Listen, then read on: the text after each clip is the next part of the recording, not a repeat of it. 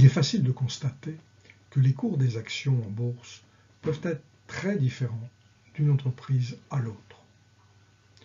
Pour expliquer ces écarts, on peut tenter de s'en remettre à la simple observation des caractéristiques financières des entreprises cotées et d'essayer de mettre en évidence un ensemble de régularités, puis d'en tirer avantage. La méthode des multiples est d'un point de vue conceptuel la plus simple parmi celles disponibles. Nous allons, au cours de cette vidéo, en proposer une présentation simplifiée et suggérer quelques conseils pour sa mise en œuvre.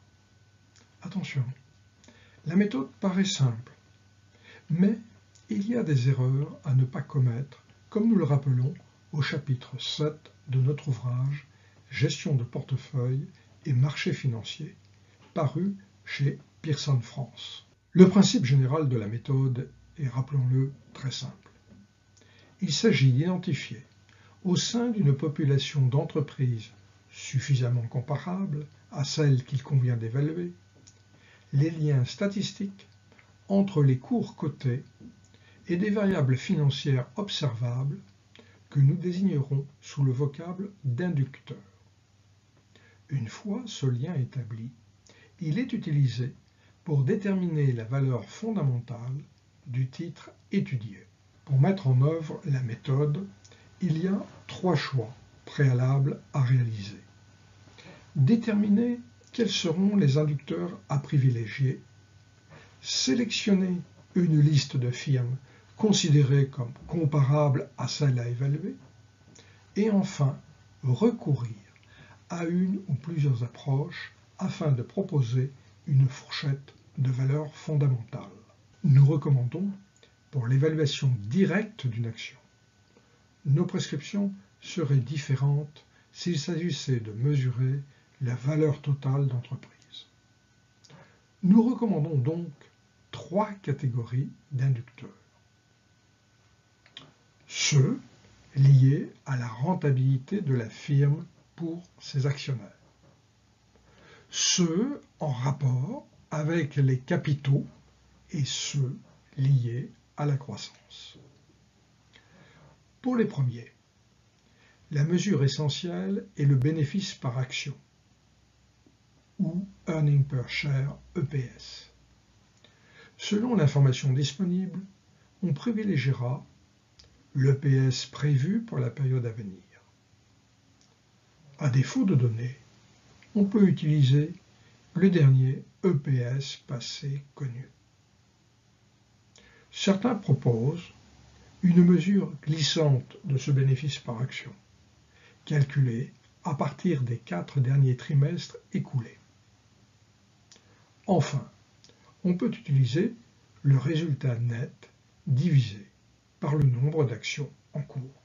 Mais comme il est préférable de donner du poids aux éléments récurrents, car c'est l'avenir qui importe, mieux vaut utiliser une mesure de résultat non affectée par les éléments extraordinaires ou exceptionnels. Enfin, mieux vaut ne pas utiliser des mesures comme l'EBIT ou l'EBITDA. En effet, ces mesures sont situées avant la prise en compte des charges financières et ne permettent pas de comparer des entreprises qui auraient des niveaux d'endettement différents. La deuxième catégorie d'inducteurs est celle des capitaux. À ce stade, nous proposons de recourir à une information largement disponible, la valeur comptable par action ou Book per Share BPS. C'est le ratio valeur des capitaux propres au bilan sur nombre d'actions. Ici encore, nous recommandons par souci de cohérence de ne pas se référer à une mesure comme l'actif par action, car là encore, la comparaison pourrait être faussée par les différences de levier de la dette. La troisième catégorie concerne les inducteurs de croissance. Comme nous prenons le point de vue de l'actionnaire, nous l'approchons à travers le taux de croissance attendu du bénéfice par action. On peut utiliser une mesure à court terme, une mesure attendue à moyen terme, quand le court terme est très perturbé. Ou encore, une mesure à plus long terme. Dans ce dernier cas, on pourrait calculer un taux moyen géométrique de croissance pour le bénéfice par action, par exemple pour l'ensemble des 3 années à venir. Enfin, nous laissons de côté d'autres classes d'inducteurs, comme ceux de cash flow ou d'activité, vente en particulier, indicateurs physiques d'activité, comme nombre de clients, de commandes, autres. Inducteurs que nous réservons pour l'estimation d'une valeur d'entreprise et qu'il est difficile d'intégrer ici dans l'évaluation directe de l'action du fait des différences de politique d'endettement entre les firmes. Après avoir choisi ces inducteurs, il est nécessaire d'élaborer la liste des entreprises de référence. La pratique la plus répandue est de construire un échantillon relativement étroit, de 4 à 6 entreprises par exemple, qui répond à des exigences strictes. Activité véritablement comparable, zone géographique voisine, et taille pas trop différente. Une autre approche cherche à obtenir une validité statistique plus grande et repose sur des échantillons plus larges, mais nécessairement plus hétérogènes. Même secteur, par exemple, mais pays différents.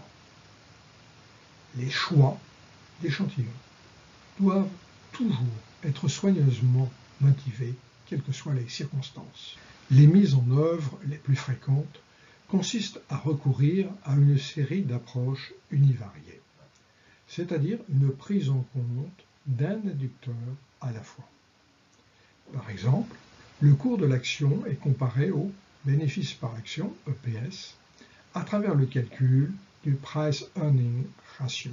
S'il s'agit d'un bénéfice prévu, attendu pour l'exercice à venir, il s'agira alors d'un PER dit forward. Ou il est comparé à la valeur comptable par action, BPS, Book Per Share, avec le Market to Book Ratio, MBR. Enfin, la comparaison avec le taux de croissance se fait à travers le PEG ratio, qui est égal au rapport du cours à la variation de bénéfices par action attendue, ou encore au cours rapporté à l'EPS divisé par le taux de G de croissance.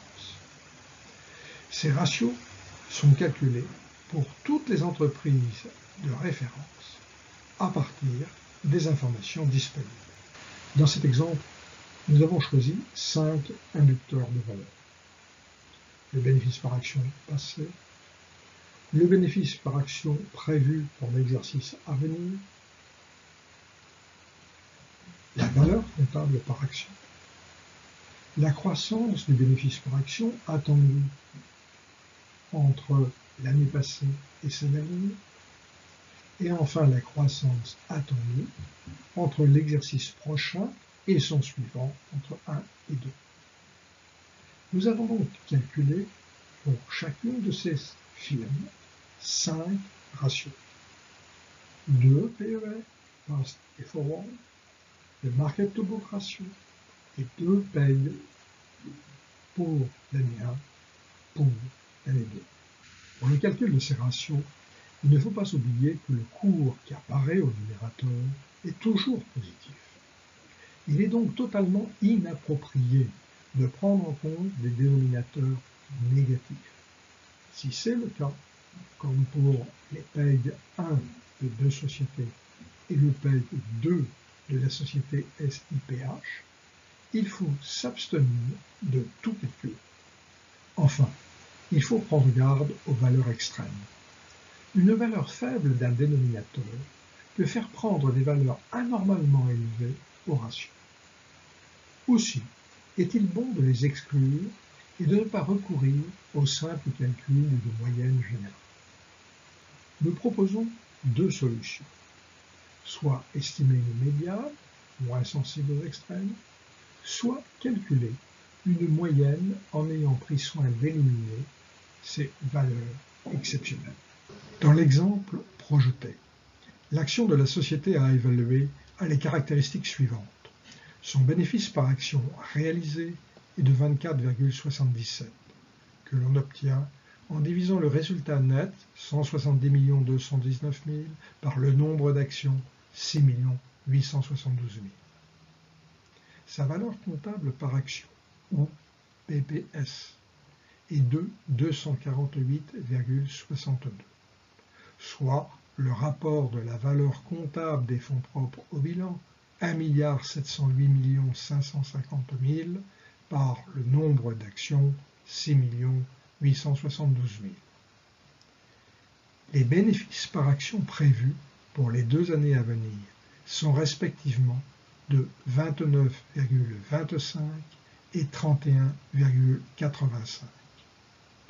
Nous utilisons pour les 5 inducteurs retenus 2 EPS, une valeur comptable par action et 2 variations d'EPS, les 5 ratios estimés précédemment sur les comparables.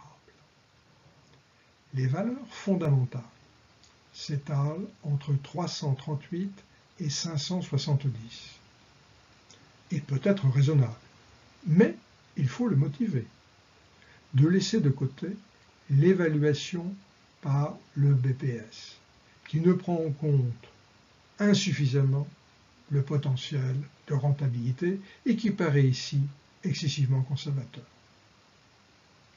Un des 2 PER est redondant et nous privilégions celui avec le bénéfice par action, l'EPS attendu dans la prochaine année, car il contient de l'information prévisionnelle.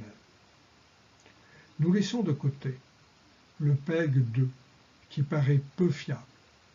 Au total, nous avançons une fourchette de valeurs comprise entre 398 et 430. Quel que soit l'inducteur considéré dans l'analyse univariée, on recourt systématiquement au même modèle. La valeur est strictement proportionnelle à l'inducteur choisi et le coefficient de proportionnalité est un ratio unique estimé sur la base d'un petit échantillon supposé homogène. Cette hypothèse est très forte et elle peut conduire à une impasse.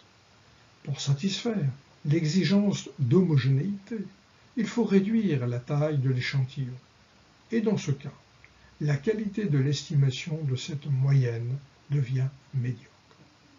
Pour dépasser cette limite, certains auteurs prônent une analyse multivariée.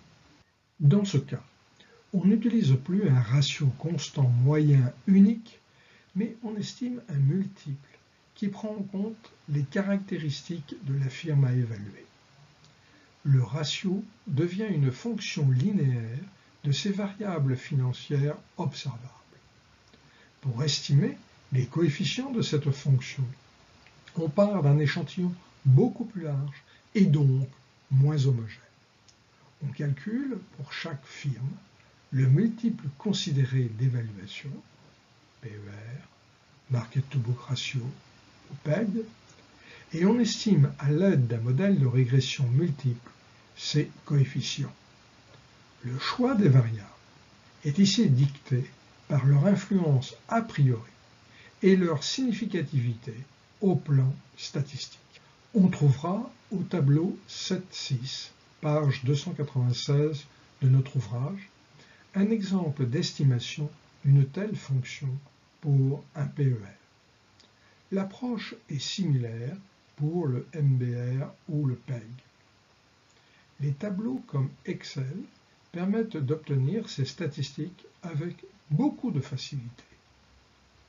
En combinaison avec les abondantes bases de données aujourd'hui à disposition, il y a là une réelle voie de progrès à emprunter lorsqu'il est bien difficile de retenir des entreprises vraiment comparables.